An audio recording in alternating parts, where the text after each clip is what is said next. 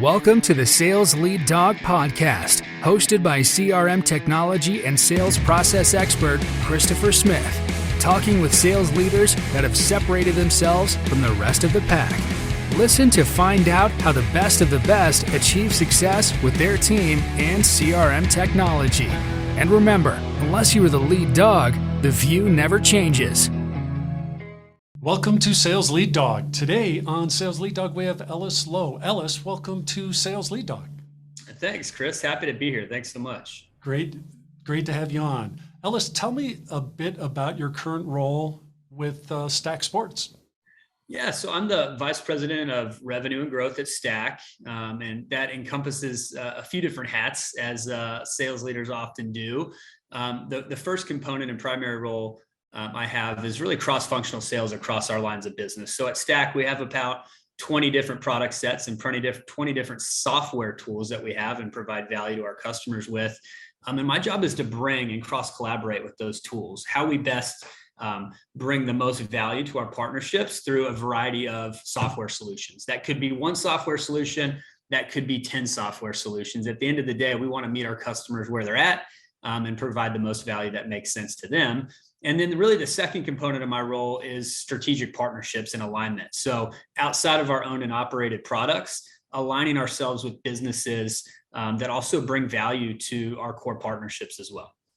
That's awesome. You guys have some pretty impressive numbers. When I was researching you for coming on the show, 50,000 customers. I had no idea there were that many organizations out there in this. But when I think about it, well, it does make sense. But you guys really own that space, it seems like. Yeah, youth sports, I've been working in sports my whole career, and youth sports is a huge business, and kids are getting involved early now and sticking with it, for a long time. And that's one of the great things we do at Stack Sports and something we pride ourselves on. Our whole mission, Chris, is really to increase participation and transform that sport experience for the athlete, for the parent, for the organization. Whether that athlete journey, as we like to call it, is 1 year long, or whether that athlete journey is 25 years long and they go on to play professional sports, we want to have a software solution that is with them along their journey the whole time. And we really achieve that through 4 pillars of our business. The first of which is really grassroots and community engagement, getting kids involved with sport as early as 2 years old. This could be with things like after school programming, right? Middle of the week daycare. Mom and dad have to go to work and you got to drop them off at a sport camp. And we do this through a program called Skyhawks. We have tons of franchises throughout the country. We partner with facility operators. We partner with professional sports organizations to help engage local communities and get kids involved in sport early on. That second pathway is really participation growth. So if they're sticking with sport and they want to continue to play, past 2, 3, 4 years old, how are we tracking their life cycle of their sport journey? We do that really through our core product set, which is Sports Connect, Game Day, which is our international product, and Stack Team App. And these are really the core pillars of our registration and data management products that allow us to provide important data back to our partners that show them, hey, here's when little Johnny or little Susie got involved in playing baseball, and they went on and played at the college level. And we're able to track the duration of that life cycle. The third pillar is what we consider recruiting pathways. So as they go on to play more competitively at the high school level, at the college level, at the professional level, what resources are we providing that athlete to allow them to get seen? Well, the first one is Captain U, which is a free to use recruiting software tool that connects high school age athletes with college level coaches, right? And we marry the two. So you can really think about it like a LinkedIn style product. It's free for everyone to get on and use. And then businesses and organizations and companies are able to connect and network. And so that's what we do with Captain U. And then we provide through experiential on-field camps and clinics through things like Area Code Baseball, Elite 11 Combine, the Final 5 Combine. These are elite level combine and events that allow those athletes to actually get seen by scouts and college coaches. And then that fourth pillar is really elite player development. So when they are playing at that next level, what tools and resources can we provide them to be able to scout, to be able to have video breakdown, to study hitters, to study pitchers, offenses and defenses. And really that core product is called Game Plan. Game Plan allows mobile distribution for videos and documents. It's used by partners like the Baltimore Ravens, the LA Rams, FC Bayern Munich, all the way down to the collegiate level as well. So when you think about our breadth of product set, it's pretty vast, but we really think about it in those 4 different pillars. And then, I think everything that drives us here at Stack Sports really centers back and goes back to our 4 values. The first of which is running in our customers' shoes. So when we think about, what's important to us here at Stack Sports is, hey, a lot of us that work here are coaches, have coached, or have played a level of sport. And so how can we put ourselves in that organization's shoes to help solve their problems? The second core value is play to win. Look, at the end of the day, we're here to be the best in the industry and provide the most value back to our partners. So how can we play to win, and how can we bring the most value to everybody that we work with? The third is just be a team player. So internally at Stack, we pride ourselves on being able to cross collaborate, which again goes back to one of my main responsibilities here at the company is, be a team player. Just because your side of the business is thriving, how can we also bring in other components of our business to grow internally, but then just provide value back to the customer? And then the fourth is going to be own the solution. Look, at the end of the day, problems are going to arise.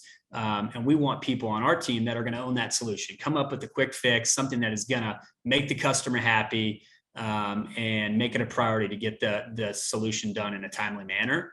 And so for us, it all goes back to those core values, and it all goes back to those 4 pillars of our business and how we track that athlete journey. We're definitely going to dive back into those core values when we talk about sales leadership. But right now, I want to know, what are the 3 things that have led you to the success that you've had in your career so far? Yeah, it's a great question. When I think about that, I think the first thing that sticks out to me is, just a desire to win. And it sounds a little cliche, but when I say desire to win, I don't just mean dollars and cents. When we think about sales, I really mean desire to win in every facet of life. So I think it's all relevant, desire to win, with my relationships, desire to win with, just my routine day in and day out. I think from a personal development perspective, from my relationships with my kids, with my spouse, I think are all super relevant, and going back to having success in your work life. And so I would flag that as the number one thing that's helped me in my career. Number 2, I think, is just having a clear vision for where I want to go professionally. That dates back to over a decade ago when I got my start in sales, just really understanding where I wanted to be from a sales leadership perspective and helping an organization propel forward from a growth and revenue side of things, and being outspoken about that, right? Understanding that you're not just going to fall into a sales leadership role. You have to go out and prove yourself, but also being outspoken at the same time with my leaders and my mentors about where I wanted to be down the road, I think was super important for me. And then number 3 is just performance and results, right? At the end of the day, as I've progressed in my career, I think having results to lean back on and say, hey, here's what I've been able to do throughout my sales career is very important. But you don't get the third one without the first 2. So you don't get performance and you don't get results without a desire to win and having a clear path and having an expectation of yourself every day that's going to allow you to get there. And you don't get there without a clear vision for where you want to be long-term. When you were in college, did you envision yourself going into sales? It's a great question. When I was in college, I wanted to go play professional baseball, and you're the second guest that had that career path. Yeah, I unfortunately, so I did play college baseball and got a little bit of an opportunity to play independent ball after college, and had tons of friends and buddies who went on to play, and a lot of which are still playing today. And so, like a lot of us, that was the dream. For me, I saw the writing on the wall and saw an opportunity that, to retire from quote unquote professional baseball in the independent leagues, and pursue a career opportunity in sport. When I first got my start with BSN Sports over a decade ago. And that was exciting to me, to be able to continue to talk with coaches and talk with people in sport. If I was not going to be playing baseball, at least I got to interact with people that were, I could relate to. Right. So what were those early days like for you as a salesperson?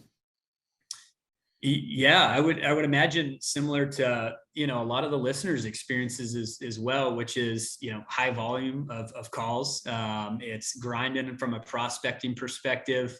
I can remember that first sales job I got, I was thrilled with it. Again, it was in sport, but it was a territory of, we call it 5+ states, with an expectation of, really 75 to 100 cold calls a day, with a CRM system that was sending me leads, or not leads, that gave me contact information to call out. And, I was pumping out calls day in and day out, running my own sales spiffs and specials to try to get people to call me back. And so I think everyone, quite frankly, should have that experience, to the grind of, prospecting on your own, the grind of drumming up your own business. But the great part about that was when I had wins and I did continue, and when I did start to see success over the course of the 12 and 18 months, it was exciting, because the payoff of that was great, and it was exciting. And I think it's something, as an athlete, the harder you work and the more you put in, the more you get out of it. It's the same, and it's no different in sales. Yeah. Was it I mean, when you look back on those days, were you like, when you went into it thinking like, hey, this is going to be great? Or did you go into it thinking it was going to be suck? And then how much did your viewpoint change over those first 18 months? Yeah, great question. I think at times it was a grind, and it was just, there's days where, this sucks. And, do I want to be doing this for my whole career? But I always went back to, hey, if you perform and you be a top performer in sales within that division, and you're outspoken and, clear about where you want to go, there's going to be opportunity to grow within an organization. And so that's really what I kind of always went back to was, I'd always put my name in the hat for a new opportunity to jump into a new division, a new opportunity to start a new division, that may be a little bit of a risk, that I knew that I had the skill set to kind of take it and run with it. And so that's where I did make my next leap, was a new division that's evolved. And I threw my name in the hat and I said, hey, I'm going to give it a shot, and ended up having some success there. So certainly days where I questioned if that type of sales grind was something I wanted. But then again, I always just went back to, I know that I'll get out of it what I put into it, which is, I think, in large part how I got to kind of where I am today. What were some of the light bulb moments or epiphanies you had in those early years in sales? Yeah, I mean, a couple of things just from a learning perspective.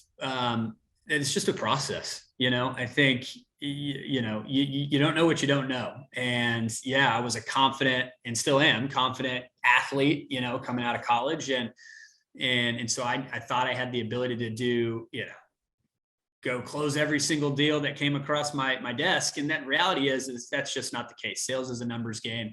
And I understood that I had to be diligent in my process, in sales, to see success in it. And so I think, over the course of, call it probably the first 12 months, in that particular job, I start to understand that, in order for me to see success and continue to see success, I need to be diligent in my process. I had several sales mentors and people that I would lean on, and, I would just be a fly on the wall and listen and absorb as much as I could from superiors and senior leadership and executives within that office, that allowed me to understand how they interact, what they're doing day in, day out. And so I would say that was the biggest thing for me in that first year. And the epiphany was, hey, let's go emulate what people that are having success at a higher level than me are doing, and then go put it to work on my day to day. And I think for me, that did a lot. Were there any sage advice or feedback that you were given from some of those mentors that you could share with us? Yeah, I think, for me, it was, a lot of positive reinforcement and continue to do what you're doing, which was great, right? From senior leadership within an organization. Hey, love what you're doing. Continue to do what you're doing. For me, that was just affirmation that I was on the right path. Mm-hmm. And you're not always going to get positive affirmation, but for me, that continued to lift my spirits in that, hey, I am doing right things. I am doing the right things, the baby steps that are going to get me to either get me to just being a ultra high performing salesperson, or long-term get me to the kind of the leadership level I was hoping to get to. And so, people like, the chief executives within the C-suite, if you will, within this organization, I would just pick their brain, go in their office, knock on the door. We had sort of an open door policy, talk to them, have small talk conversations, and just to get kind of some of these positive affirmations was ultra helpful to me. That's not everybody's experience, and not everyone has those types of relationships within their business. But I think the more that you can, get in front of, pick the brain of senior leadership, people that are, have done what you're looking to do, the better off you're going to be long-term. And that certainly was the case for me. What drove you into your path to leadership in a sales role? Yeah, I think it's just a combo of wanting to help people be the best version of themselves, wanting to help people to go on to be successful. But there's a big part of me that loves the player coach type of environment. And when I say that, I mean, one of the things I love most about my position today is I'm very much so still involved in a lot of specific sales deals. And so I understand, one, the grind that my team goes through, and the things that they're hearing from an objection perspective or issues that they're running into, because I too am running into the same thing. So being able to collaborate and take their advice sometimes, but then also mentor them, as when scenarios arise, I think is the thing I love the most. It's a team environment. And so the ability to be this player coach within the sales world is something I love. And look, I always say, I'm still really young in my sales career, in the grand scheme of things. And so I'm continuing to evolve and learn, and I'm continuing to learn from people on my team that have been in the sales game longer than me. And so I still take that same perspective, and I still try to approach it that same way I did over a decade ago when I was just getting my start, because I feel like that's the only way you're going to continue to evolve and get better, is if you wake up every day knowing that you don't know everything and you want to learn and get better. I think that's the best way to approach it. And that's the way I like to approach it with me and my team as well. How do you manage that fine line between player and coach? When it's really not, I imagine it's really not your role to be the lead on those deals, but how do you manage that line? I know that can be a struggle for some people. Yeah, it is. And I would say, I think the biggest struggle for a lot of people, and even me too, quite frankly, is, especially for first-time sales leaders and managers, it's letting go, right, of having control over specific deals. And I think that's something I've had to learn over time too, is that, hey, when you have good people on your team, being able to trust them, right, with that sales process, let them continue to build their pipeline, go out there, chase the deals, close the deals. And if you're doing the right things as a sales leader, those guys and those gals on your team are going to continue to see success and see results without me feeling like, or the sales leader feeling like they have to have control over every deal. And so again, that's a learning process as a sales leader that you go through and I think the epiphany and the light bulb goes off when one day you look at not just one day, but over the course of maybe a quarter, you look at your email and you're going, man, I can't catch up. We're bogged down. I feel like I'm trying to be involved in too many of these meetings. And yet at the end of the day, I'm even more behind. Well, I think that to me is an indication that you don't have your team structured in a way that you can delegate where things need to be delegated, and that you really focused on what you need to be focused on as a leader. That's a great indicator that you're becoming a bottleneck instead of that enabler. Yep. How did you manage that transition? When you had that recognition to say, hey, look, I'm probably doing too much. How did you start managing yourself out of that situation?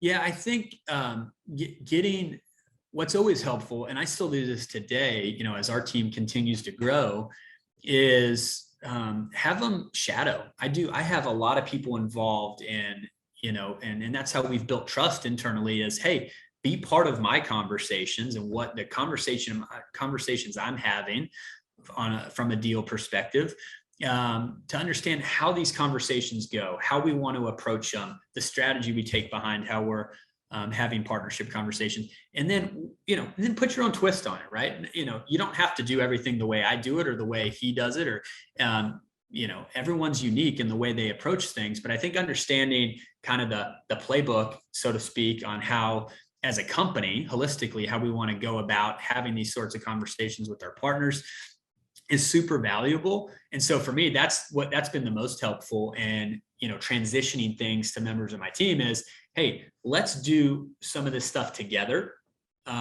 Different types of conversations, different types of sales scenarios, so that, when you're doing it on your own, and I know that you know exactly how to handle a specific situation confidently, and that we can continue to maximize all of our time moving forward. You talked about your core values, the company's core values earlier. How do you leverage those core values during your hiring process when you're trying to find new members for your sales team? Yeah, it's a great question. I think the hiring process is it's a key one for any sales organization, right? Getting it right is a tough one sometimes. For me, one of the biggest things I always look for when I'm hiring new salespeople is just the ability to have these types of conversations, interact naturally without it being forced, right? For me, I think we've pivoted away, in my opinion, over the last several years in the old school sales, mentality. And we've gone more towards just strictly a relationship, building trust, having natural organic conversation. And so that's what I look for in the interview and the hiring process.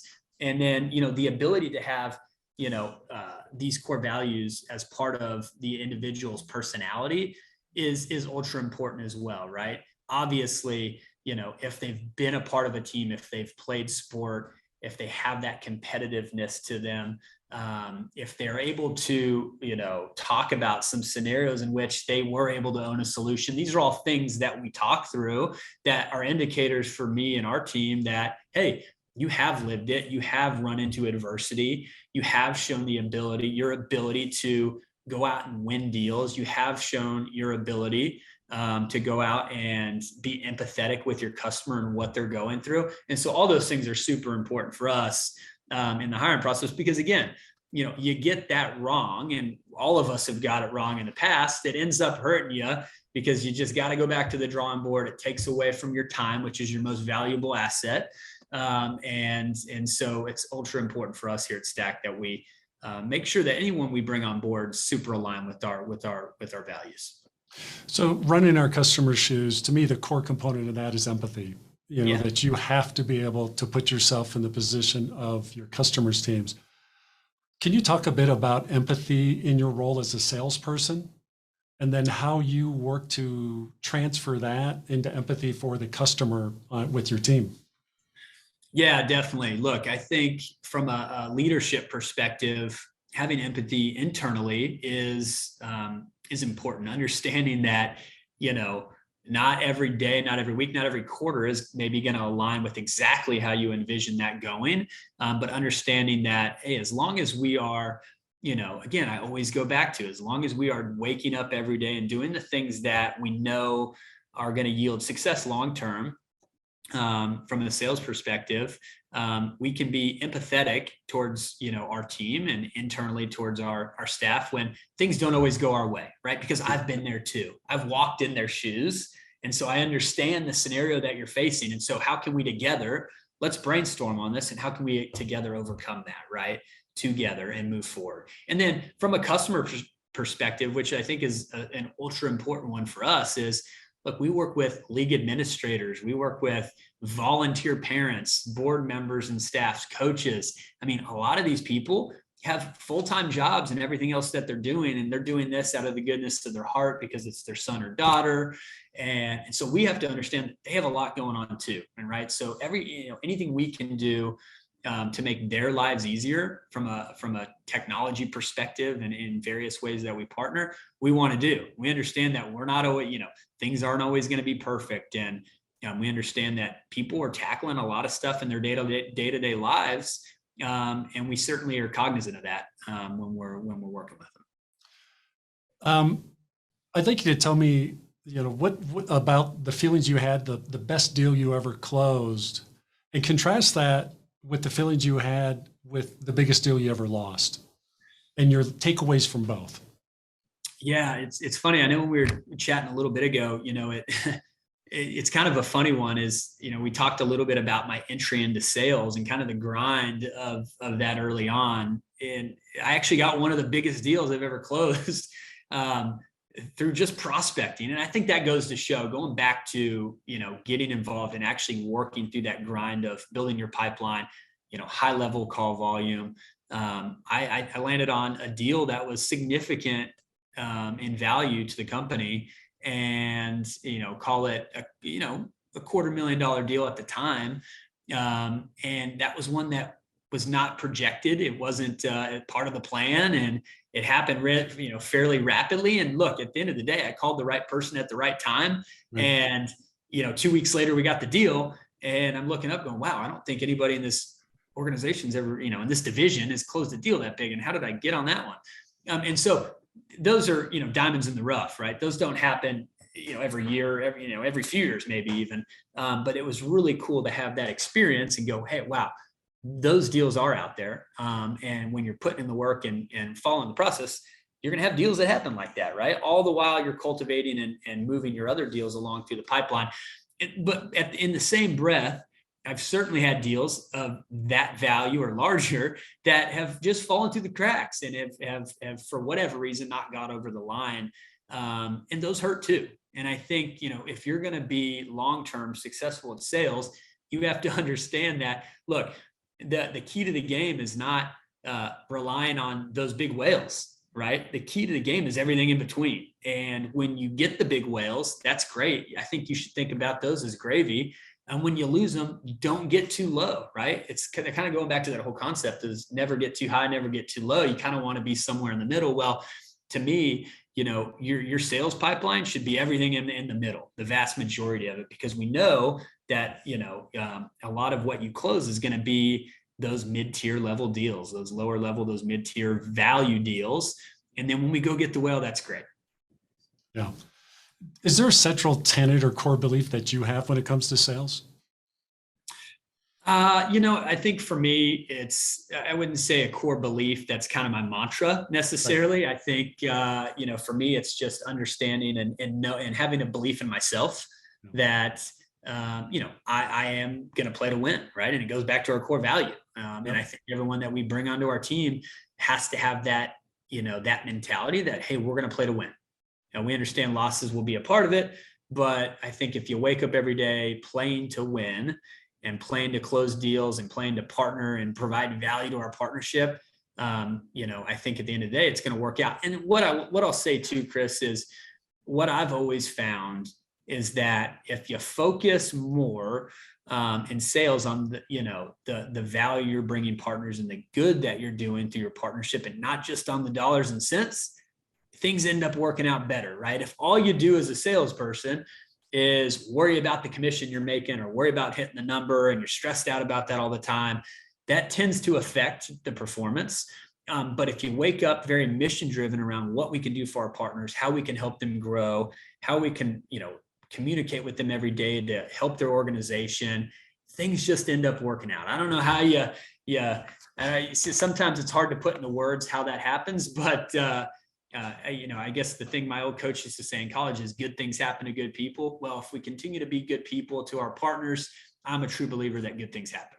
I so believe that. I really do. It's like, hey, the more you call it karma, call it whatever you want. If you're out there doing good, you're trying to help people and just be genuinely a good person. I really believe that people want to help you, and that stuff, otherwise I've been telling that to my kids for years. Just be that person, be nice to everybody. People will go out of their way to help you. And all of a sudden, all this good stuff's happening for you. Yeah, no doubt. More times than not, it comes back full circle. When you're just living the right way and you're being a good person, things tend to work out more often than not. So that's that's a core belief of mine. Let's shift our conversation to CRM. Do you love it or do you hate it? Great, tricky one. I think, I think it's a necessity from a sales perspective in terms of managing your sales pipeline. However, I'll tell you that, in my experience, the vast majority of sales teams and organizations under leverage and underutilize it and don't utilize it the right way. And I'm just as guilty as anybody of that, in that it's still to this day, we find ourselves sometimes going, oh, coming up on monthly reviews, like, guys, how updated is our CRM? Where are we at in progressing deals to that pipeline? Because I think oftentimes as salespeople, we get so caught up in taking notes here, doing this, setting follow-ups on your calendar without continuing to consolidate everything in your sales funnel through your CRM. And I think that's vital long-term, right? We can be successful being a little disjointed from our CRM, but I think if you want to maximize success, I think a CRM tool is certainly vital, and certainly something that me and our team are continuing to grow at, because I know for a fact that a lot of sales teams underutilize them. Yeah, those people are keeping me in business, by the way. So thank you. Why do you think it's so hard for sales teams to integrate CRM into their daily routine? Yeah, I think it's, from, at least in my experience, I think it's, you're so focused on the next call, the next deal, you've got a deal at 90%, it's about to close, and you just want to focus on that. I think you feel like you've got a really good pulse on the funnel and the next step and the next conversation. And, I've got 100 deals in the pipeline, and they're, X of them, X amount are at 25% to close, X amount are at 90% to close. But then the reality is, when you look at that pipeline and it's not as up to date as it could be, you really don't have a good look and a good view at what your sales funnel is. And so I think for me, in my experiences, people just get so caught up in each specific deal that they don't go back at the end of the day or the beginning of the day. They just don't have a good process as to how much time they're spending on, their particular CRM. Like, to me, that's the way to drive success with the CRM is go ahead and make it a point to set time on your calendar daily that says, for this hour every day, I'm going to update every single deal. I'm going to go back and figure out where I need to follow up and set those appointments and set reminders for the next day. That, to me, is a way you can ensure that you're continuing to show improvement with your CRM, is just making it a point to carve out time every day to do it. Yep. And I'll even go further than that. When we engage with sales teams, it's, to use a sports analogy, it's like setting up for your golf swing. There are certain things you have to do every time when you're setting up to swing the golf club. You have to do the same thing with your CRM. It needs to become part of your routine. And when you're able to do that and make it just part of so if I'm sending an email, I'm doing that, sending that email the same way. And one of those steps is I'm going to sync that into our CRM. If I'm setting up a meeting, or if I'm making a phone call, part of that process, part of that setup is syncing that to CRM and doing it in the moment. And then saving that time, having that time on your calendar carved out to do the big stuff that you have to do when you're going in. They're just going to take more time. Mm-hmm. If you're not doing that and making that part of your routine, waiting until the end of the week to catch up, forget it. Your CRM's going to suck. You're going to be in the group of people that hate CRM, because then you're going back. It's painful to sit there and try to recreate your week. I mean, my memory sucks. I can't remember what I did for lunch, let alone what I did on Monday when it's Friday, and so, but if you can set up that routine where it just becomes part of your routine and you do it the same way every time, it's like hitting that good golf ball right down the middle. The way you get there is you have a process, you have a routine, you do it the same way every time. I couldn't agree more. I think you're spot on. When you look back on a Friday and you hadn't updated it, and it becomes more of a chore, and it shouldn't be a chore. And so, I think you hit the nail on the head for sure on that one. Oh yeah. No, when we do training, I learned this early on. I'm like, hey, if you're in that group that's waiting until the end of the week, you're going to hate it. It doesn't matter what we do with CRM to make it better for you. You're still going to hate it. It's still not going to be a tool that's helping you, because it's now part of your daily life. It's now part of your routine. And that's all CRM is. It's a tool. It's not the be-all. It's not going to make you a better salesperson on its own. It's not going to fix any problems you might be having. But when it's set up correctly and it becomes part of your routine, it can make your life a heck of a lot easier. Yep. No doubt about it. Totally agree. Yep. We're coming up on our time here on Sales Lead Dog, Ellis. I really appreciate you coming on the show. If people want to reach out, connect with you, if they want to learn more about Stack Sports, what's the best way for them to do that? Yeah, sure thing, Chris. This has been great. Yeah, feel free to shoot me an email at ellis.lowe@stacksports.com if you're interested in learning more about the business and what we do here at Stack. Or you can find me on LinkedIn. Pretty easy to find my profile, and I'm happy to connect on LinkedIn and shoot me a message, and would be thrilled to connect with you guys. Yeah, that's awesome. And if you didn't get that email, we will have all that information in our show notes. You can get that at impellercrm.com/sales lead dog. You'll find not only this episode and get those show notes, but you'll find all our other episodes. So be sure to check that out and follow us and catch all our Sales Lead Dog episodes. Ellis, thanks again for coming on Sales Lead Dog, and welcome to the pack. Thanks so much, Chris. Have a great one. As we end this discussion on Sales Lead Dog, be sure to subscribe to catch all our episodes. On social media, follow us on LinkedIn, Facebook, and Instagram. Watch the videos on YouTube, and you can also find our episodes on our website at impellercrm.com/Sales Lead Dog. Sales Lead Dog is supported by Impeller CRM, delivering objectively better CRM for business, guaranteed.